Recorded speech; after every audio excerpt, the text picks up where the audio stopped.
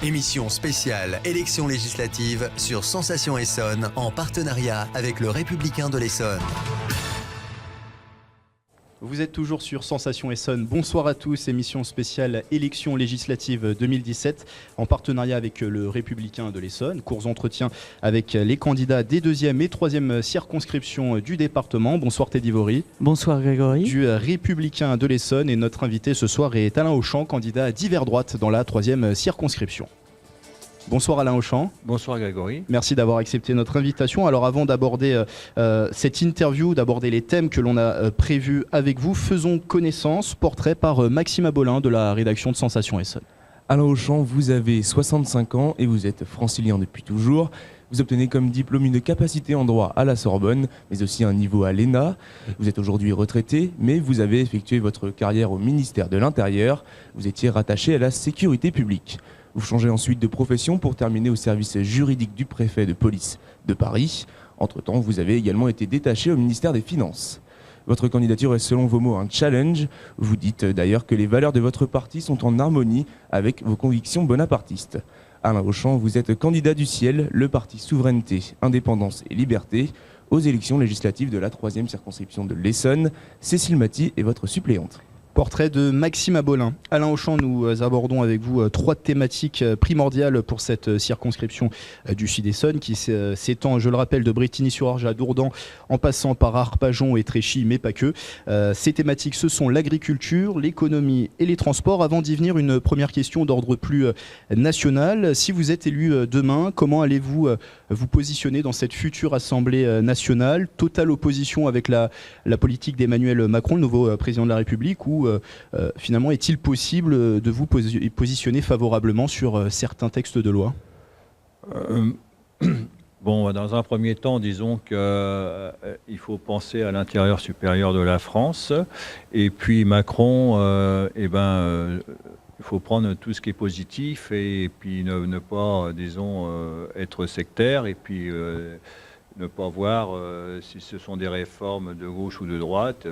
Voilà, il faut essayer d'avancer. Voilà. Alors, je vous invite juste à parler plus proche du micro.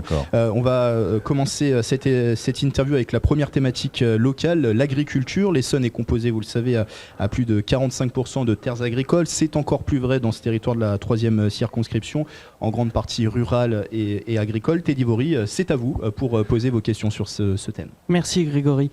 Effectivement, votre parti Souveraineté, Indépendance, dans son nom, des mots qu'on rattache souvent à l'agriculture, la souveraineté et l'indépendance agricole.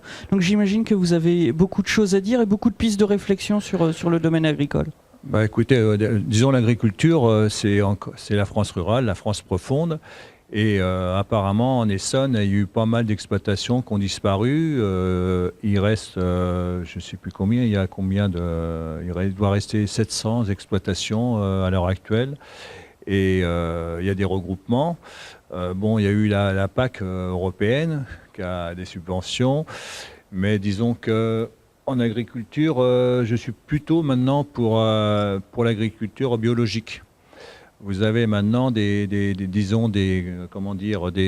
exploitations qui relancent l'AMA, c'est-à-dire l'assistance paysanne biologique et de la production aux consommateurs directement.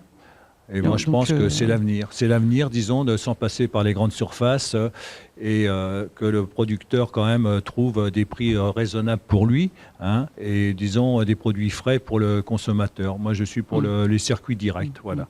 Je pense que c'est l'avenir. Vente directe, sur la question de la politique agricole commune européenne, en tant que souverainiste, c'est quelque chose qu'il faut conserver, abandonner ? Je pense qu'il y a des réformes à faire, correspondant par exemple au prix du lait, tout ce qui est lait. Il faut voir, parce que je pense qu'il y a des monopoles aussi sur certains, comme le lait, les céréales. Donc il faut essayer de voir, il faut réformer de toute façon. On n'est pas contre l'Europe, on n'est pas contre la PAC agricole, c'est seulement des réformes, voilà. Deuxième sujet, l'économie. Plusieurs grands groupes sont implantés sur le territoire. Je pense à Thales, à Renault, sans oublier bien sûr l'économie plus rurale avec des commerces de proximité en péril et des services publics qui fuient les villages. Teddy, la balle est de nouveau dans votre camp. Merci Grégory. Sur cette question de l'économie, au niveau de l'industrie, est-ce que vous pensez que l'Europe est un atout aujourd'hui pour l'économie française et l'économie locale ? Bon, là-dessus, vous attaquez, disons, on approche le secteur des multinationales et puis du commerce artisanal, des petites et moyennes entreprises. Là, il faut plutôt se renforcer, se restructurer sur les petits commerces. Et il y a quand même un problème dans les communes, c'est que là, on arrive à une désertification des commerces, on ferme les petits commerces par rapport aux grandes surfaces, aux multinationales. Et bon, il faut revenir à un commerce de proximité, je pense que c'est ça. Du coup, surtaxer les grands groupes et moins taxer les petits commerces ? Ça, en principe, là, on parle des grands groupes, le 440, tout ça, et qu'ils arrivent avec des détournements fiscaux, mais bon, des arrangements fiscaux à ne pas payer certains impôts, comme Renault, par exemple, qui va faire des constructions de véhicules dans les pays de l'Est, alors qu'il est prouvé que si le consommateur payait 500 € de plus, la voiture serait produite en France. Donc, je pense qu'il faut revenir à une production quand même nationale. Voilà. C'est faisable, je pense. Alors, un dernier thème que nous abordons dans cette émission, ce sont les transports, essentiels pour le déplacement et la qualité de vie des habitants. La 3e circonscription est concernée par une ligne de train, le RERC, et 2 axes routiers importants, l'autoroute A10 et la route nationale 20. Teddy, je vous redonne une dernière fois la main pour développer cette thématique. Merci Grégory. Effectivement, là, des transports en commun défaillants, hein, on peut le dire, sur le RERC. Est-ce que vous avez des pistes et des sujets de réflexion pour permettre un investissement qui améliore la situation ? Bah écoutez, là, moi, j'ai une amie là, qui habite Saint-Chéron, ça fait une trentaine d'années, et elle m'a dit, écoute, il y a un problème qu'on aimerait bien évoquer, disons, c'est la fameuse déviation de Saint-Chéron. Ça fait une trentaine d'années que ça existe. Il faudrait, disons, dévier les poids lourds du centre-ville, parce que là, en ce moment, le centre-ville de Saint-Chéron, c'est en sens unique. Alors, vous voyez un peu le cafouillage. Et bon, ça dépend de la région, ça dépend du département, ça dépend de la commune, mais ça fait quand même pas mal d'années qu'ils voudraient une déviation, et surtout les poids lourds qui passent au centre-ville alors que c'est interdit. Ils ont des interdictions de passage, vous voyez. Quand au RC, au RER, à Bretigny, bon, il y a eu une catastrophe, tout ça. Bon, il y a des problèmes, disons, d'infrastructure, il y a des problèmes de... On parle toujours des trains qui arrivent pas à l'heure ou qui arrivent à l'heure, bon, mais c'est un problème c'est presque national. Hein. C'est qu'on a avantagé les TGV. Et par rapport au transport en commun, voilà, disons. Mais le rôle du député, du représentant de la nation, c'est pas d'appuyer sur ces sujets-là. C'est de relancer quand même les infrastructures, disons, de proximité, et essayer de voir, de résoudre les problèmes, oui. Avant de refermer cet entretien, Alain Auchan, le mot de la fin, il vous reste à peu près 30 secondes pour parler peut-être d'un sujet qui vous tient à cœur, qu'on n'a pas abordé dans cette émission, ou pour adresser tout simplement un mot aux électeurs. Moi, je voudrais dire, il y a une question aussi qu'on n'a pas abordée, c'est la question de sécurité, des incivilités, voilà, c'est ça, c'est que